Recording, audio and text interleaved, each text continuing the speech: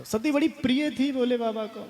अब जो भी है कि माना वो ही सती है पार्वती, लेकिन इतना साथ रहा है सती का तो याद तो रहती है।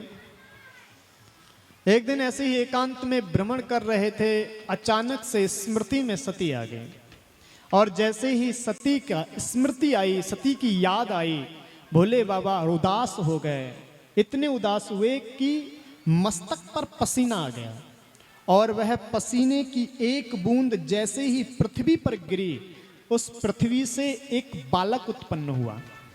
4 भुजाएं थीं, अरुण रंग था उसका, लाल रंग था। रोने लगा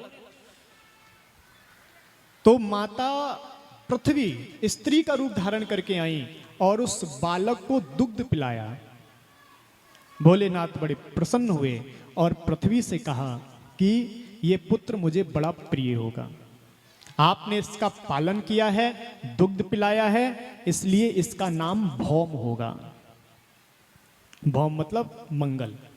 ज्योतिष ग्रह में ये जो मंगल है, ये भोलेनाथ का ही पसीने, भोलेनाथ का ही पुत्र है जो पसीने से उत्पन्न हुआ है। बड़ा हुआ, काशी में गया और काशी में जाकर के इसने घोर तप किया। भोले बाबा प्रसन्न हुए और भोले बाबा ने इस मंगल को नवग्रह में स्थान प्रदान किया है। ये नवग्रह जो है ये भोले बाबा के ही अधीन है। ये सब ग्रह बाबा के अधीन है। हमने कई ज्योतिषाचार्यों से ऐसा सुना है, जब वो कुंडली देखते हैं कि भैया इस कुंडली में तो बहुत दोष हैं, क्या करें, दोष कहीं है और उपाय एक ही बताना है, बार बार कौन सा उपाय होगा।